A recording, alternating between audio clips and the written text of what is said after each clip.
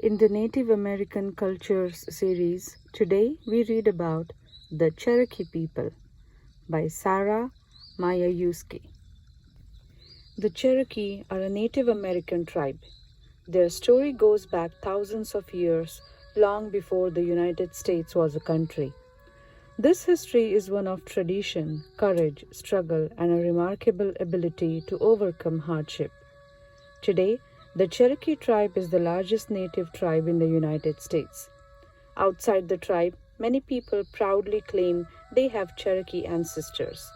Studying Cherokee culture of the past and present can teach us a lot about one of America's original people.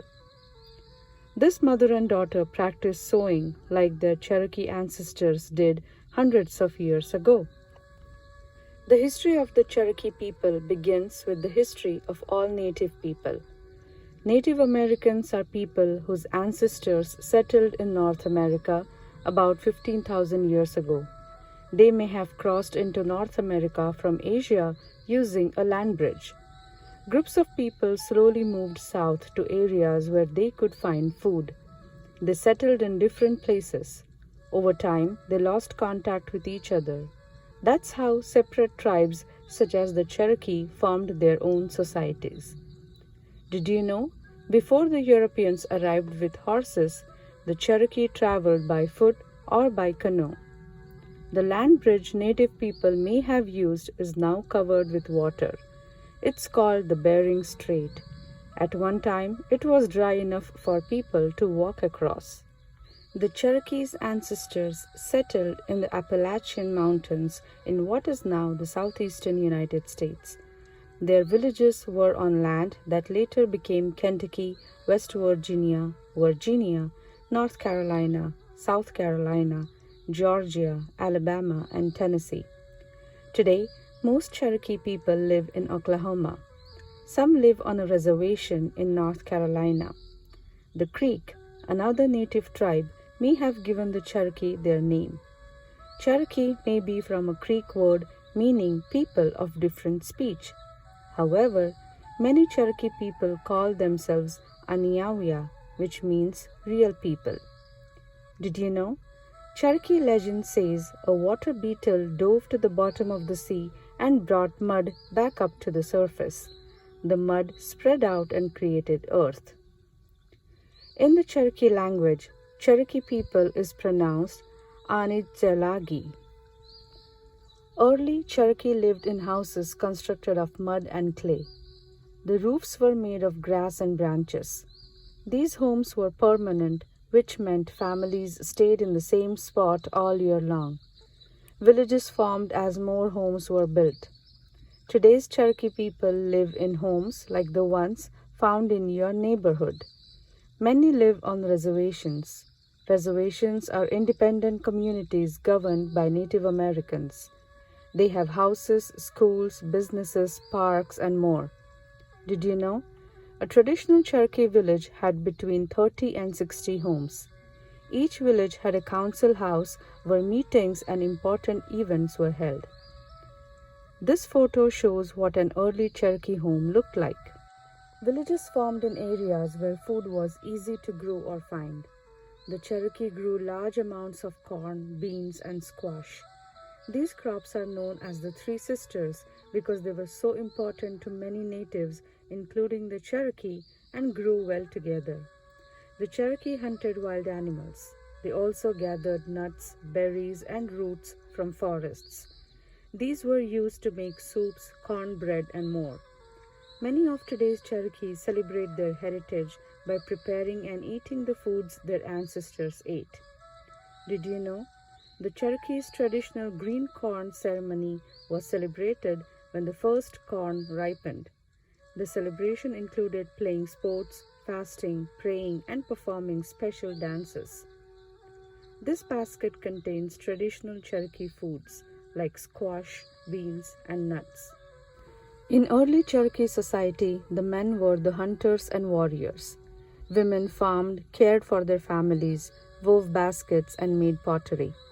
Each Cherokee village had a chief.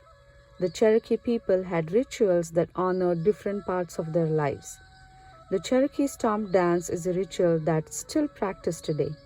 It honors the Cherokee creator god Uneyanwe. The stomp dance is performed around a special fire. Dancers called shell shakers wear noise-making objects around their legs. The noise helps keep the rhythm of the dance. Did you know?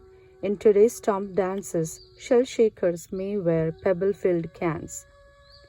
This photo shows the turtle shells that early Cherokee shell shakers wore during the stomp dance.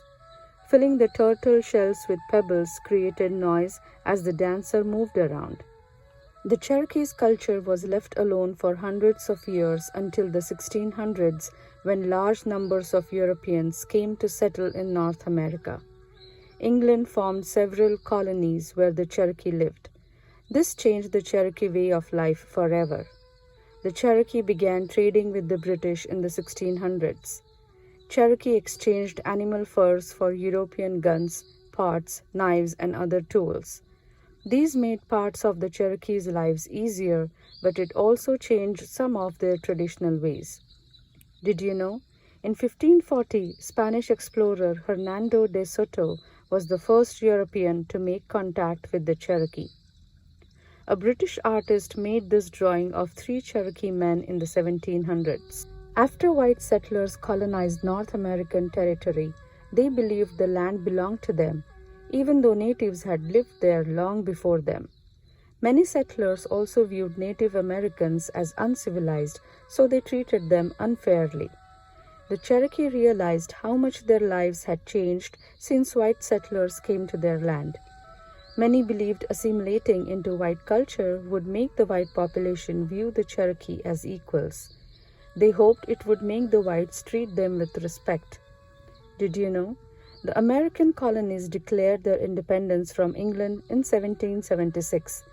The Cherokee were forced to give up much of their land as the Americans and British fought for territory. One way the Cherokee assimilated was by changing the kinds of homes they lived in.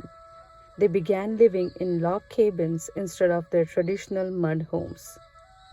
Besides their homes, the Cherokee people changed their appearance as they assimilated.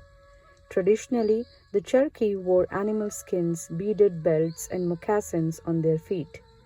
By the end of the 1700s, most had given these up for the pants, jackets, dresses, skirts, and shoes white people wore. Cherokee society also changed greatly. The tribe formed a government modeled after the United States government and even had a constitution. The Cherokee practiced white religions and created schools too. Did you know? In 1821, a Cherokee man named Sequoyah created the Cherokee syllabary, a writing system. Almost the entire tribe learned how to read and write. The Cherokee published the first Native American newspaper, the Cherokee Phoenix, in 1828. It was published in English and the Cherokee language. Despite the Cherokees' efforts to assimilate, the white population still wanted the tribe's land. They wanted it even more after gold was discovered in Cherokee territory in Georgia. Cherokee fought for their rights in the U.S. Supreme Court, the highest court in the nation. The court decided Georgia had no rule over the Cherokee and couldn't claim their land. However, politicians pressured a small number of Cherokee into signing a treaty that sold land to the United States in 1835. Most Cherokee were unhappy with this decision. A part white, part Cherokee man named John Ross fought for the Cherokee people to keep their land. He led them through hard times and later became an important chief of the Cherokee Nation. Andrew Jackson, the President of the United States, signed the Indian Removal Act of 1830 to make the Cherokee leave Georgia. He ignored the Supreme Court's decision that the Cherokee were a separate nation and sent 7,000 U.S. troops into Cherokee territory. In the winter of 1838-1839, the soldiers forced the Cherokee off their land. Cherokee men, women, and children marched more than 1,000 miles to a special reservation in Oklahoma. Over 4,000 Cherokee died on the way. This march has become known as the Trail of Tears. Did you know? Many Cherokee were forced to march in the winter without proper shelter or clothing, sometimes without shoes.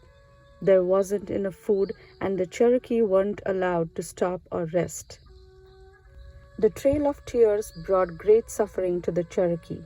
The people lost land, family, and friends. There were years of unrest between Cherokee, who had signed the 1835 treaty, and those who had fought against it. It took many years to rebuild Cherokee society. However, courage helped the Cherokee recover. Modern Cherokee have their own government, schools, and businesses. Some businesses earn millions of dollars. Many Cherokee have become successful politicians and artists. Cherokee children attend schools taught by Cherokee teachers, and many students go to college. Did you know?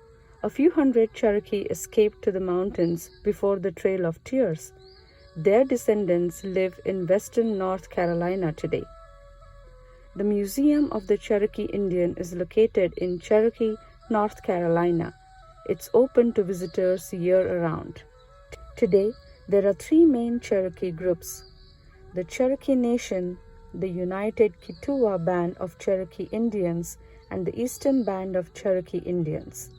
The total number of citizens across all the Cherokee bands is around 350,000.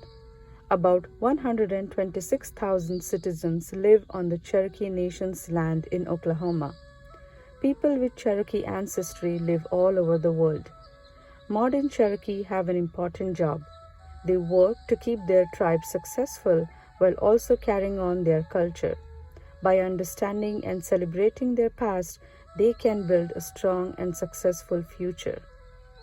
Cherokee children learn about their heritage by taking part in ceremonies.